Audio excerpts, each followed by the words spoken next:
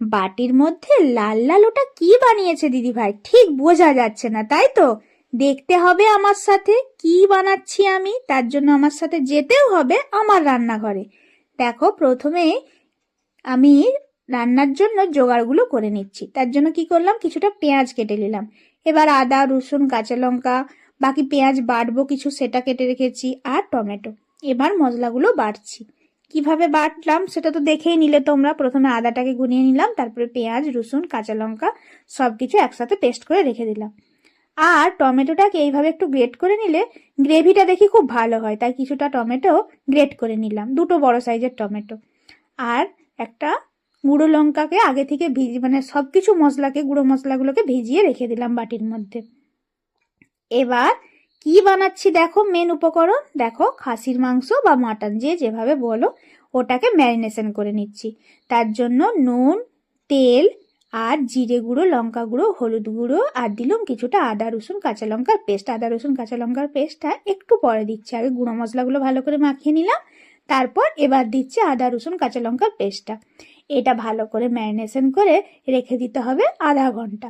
হাতে যদি সময় না থাকে 15 মিনিট রাখলেও কোনো ক্ষতি নেই।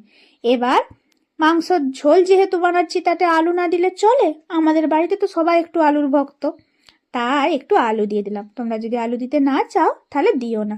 আলুগুলোকেও আমি হালকা একটু ভেজে নিচ্ছি, নুন আর হলুদ একটু লঙ্কা গুঁড়ো দিয়ে ভালো করে ভেজে নিলাম। এবার মেন রান্নাটাই আসছি। তার জন্য প্রথমে কড়াই তেল গরম করে নিয়ে গোটা গরম মশলা দিলাম। গোটা গরম মশলা তোমরা জানো, তেজপাতা, লঙ্কা, কাঁচা লঙ্কা, লবঙ্গ, এলাচ, দারচিনি সবকিছু দিয়ে দিলাম। দিয়ে ভালো করে পেঁয়াজটাকে ভেজে নিলাম লাল লাল করে। তারপর আদা রসুন কাঁচা লঙ্কার পেস্ট আর টমেটো বাটাটা দিয়ে ভালো করে ভেজে নিলাম। যখন ভাজছি তখন দেখে মনে হচ্ছে তেল একেবারেই নেই। তেলটা আমি একটু কমই দিয়েছি, কারণ এমনি মাটনের তেল তেল ভাবটা থাকে, অটোমেটিক তেলটা অ্যাডজাস্ট হয়ে যাবে। তারপর 2 থেকে 3 চামচ আগে থেকে টক দই ফেটিয়ে রেখেছিলাম, সেটাকেও দিয়ে দিলাম। দিয়ে ভালো করে কষে তেল ছেড়ে যেতেই মশলাটা থেকে তারপর ম্যারিনেশন করা মাটনটা দিয়ে ভালো করে কষতে থাকলাম। যে কোনো রান্নায় একটু কষতে হবে, সময় হাতে নিয়ে কষতে হবে। ঠিক বিশেষ করে তোমার মাটনের ক্ষেত্রে বেশ সময় লাগে, তাই জল দিয়ে দিয়ে অল্প অল্প জল দিয়ে দিয়ে কষতে থাকবো। তারপর যখন একবার কষাটা ঠিক হয়ে যাবে তখন ভেজে রাখা আলুগুলো দেবো। প্রথম থেকে দিলে আলুগুলো একদম গলে যাবে। সব যখন কষা হয়ে গেল, এবার প্রেসার কুকারের মধ্যে এগুলোকে দিয়ে দিলাম। চাইলে তোমরা কড়াতেও কিন্তু সেদ্ধ করে নিতে পারো, কিন্তু অনেকটা টাইম যায় বলে আমি প্রেসার কুকারে 4টা সিটি দিয়ে দিলাম। তারপর এটাকে রেস্টে রেখে দেবো যতক্ষণ না ভিতরের ভাগটা মরছে।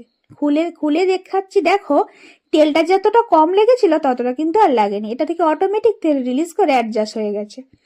এবার দেখতে পেলে লাল লাল টাইপের কি ছিল বাটির মধ্যে, হলো। এবার আমি এটা রুটির সাথে সার্ভ করে দিলাম।